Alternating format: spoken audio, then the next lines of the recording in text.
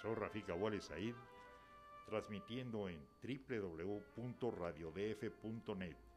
El teléfono en el estudio es 5709-2098 y mi correo electrónico es rafikawale@hotmail.com.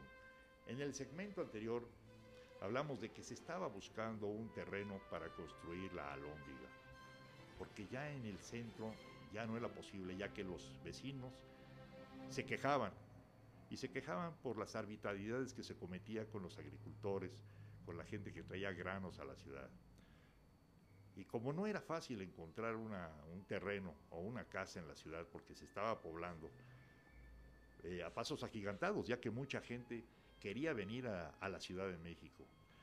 Quería venir a la Ciudad de México por varios motivos, un poco por su clima, que era un clima benigno, y aparte porque había más oportunidades, ya que el gobierno estaba asentado en la Ciudad de México. Pero apenas se había iniciado el pensamiento de hacer la Alhóndiga, y aún antes de haber adquirido el sitio donde se había de establecer, la ciudad le pidió al virrey don Antonio de Mendoza que le diera indios para hacer una casa llamada Peso de la Harina. Y como estuviera a gran distancia del centro de la ciudad, el cabildo puso sus ojos en unas casas que fundó el señor Zumárraga, que iba a donar al Hospital del Amor. Se llamaba el Hospital del Amor de Dios. Esto no fue aprobado por la audiencia, quedando en pie la donación de las fincas al referido hospital. En una esquina de la calle del Monasterio de San Francisco se le concedió un solar al regidor Gonzalo Ruiz, con la condición de que lo cercara o edificase dentro de un plazo fijado, lo cual no hizo, ni su viuda tampoco lo hizo, por lo que se anuló esta concesión y quedó el terreno a favor del cabildo. Allí, con el parecer del virrey marqués de Falces, se dictaminó hacer la Alhóndiga y se empezaron a hacer los preparativos, pero la escasez de fondos del municipio impidió realizar la obra. Siguió de mal en peor lo del peso de la harina.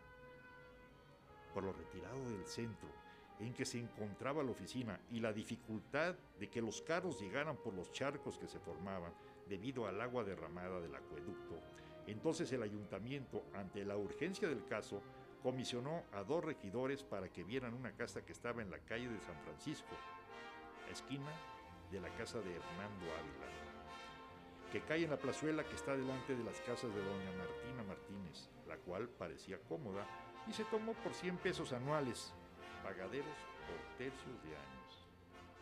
Imagínense, 100 pesos anuales. Por razones no especificadas, el ayuntamiento consideró esta alhóndiga como provisional, quizás por lo pequeño de la casa para las oficinas. Pero el caso es que empezó nuevamente la búsqueda de casas por una y otra parte, fijándose en una de doña María de la Cuenca, que pareció servir para el caso. Ahí se supone estuvo la alhóndiga 10 o 12 años, pero como el edificio amenazaba ruina, se volvió a buscar otra casa.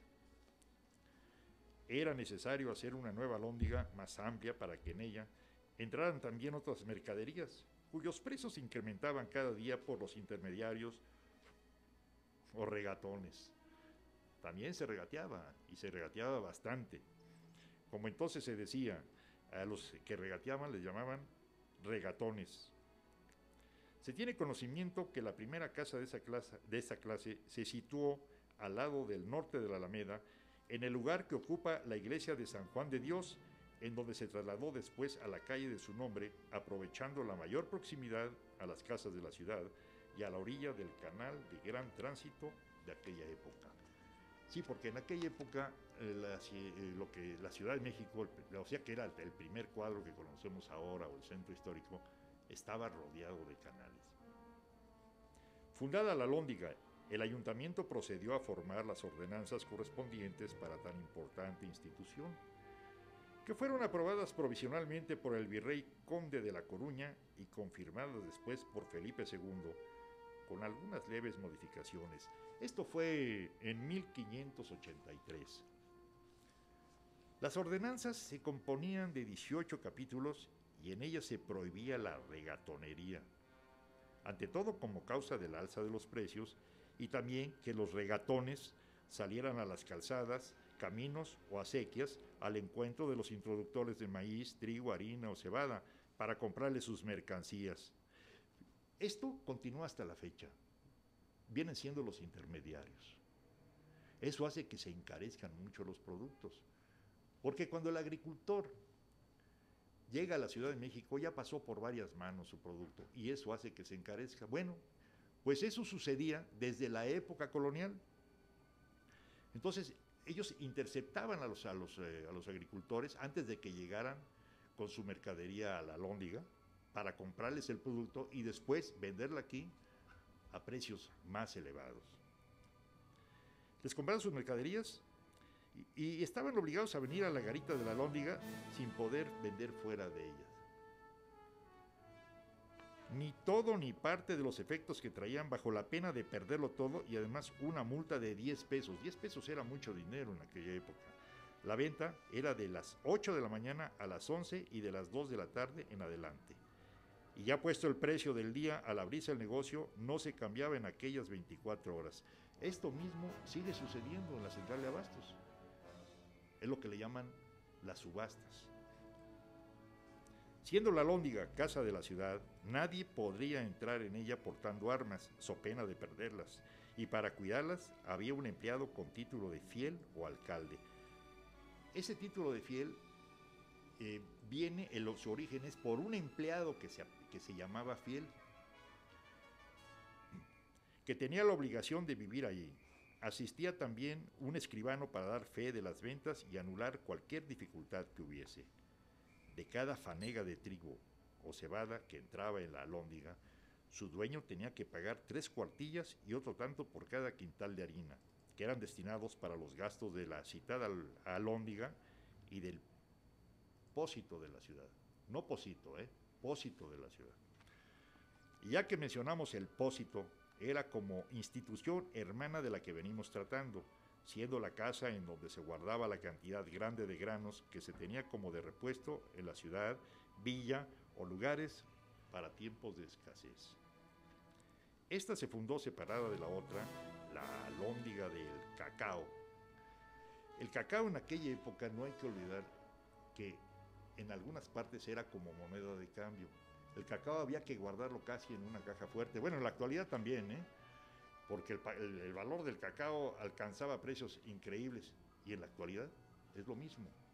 El cacao, por eso los chocolates que comemos a veces, pues realmente es muy poco el cacao que tiene, por lo caro que es. Entonces ahora ya hay, la química nos ha hecho que tengamos productos de, vamos a llamarles sucedáneos, que les da el mismo sabor, pero que no es el auténtico cacao. Bueno, pues en aquella época el cacao, igual, en algunos países se utilizaba como moneda de cambio. Esta se fundó separada de la otra, que era la Alhóndiga del Cacao, por ser además de especie comercial, moneda de un valor constante, y el virrey don Luis de Velasco la fijó en 140 almendras por $1 de plata. Pero esto dio motivo a fraudes y molestias al contar las referidas almendras. El ayuntamiento, para obviar todo esto, dispuso que el cacao no se vendiera por cuenta, sino por peso, lo cual contribuyó a que se acuñara bastante moneda pequeña de plata y cobre para el comercio menudo, con lo que el cacao se fue haciendo innecesario. Vamos a hacer un corte, regresamos en unos momentos para continuar hablando sobre esta calle donde se puso la calle de la Alhóndiga.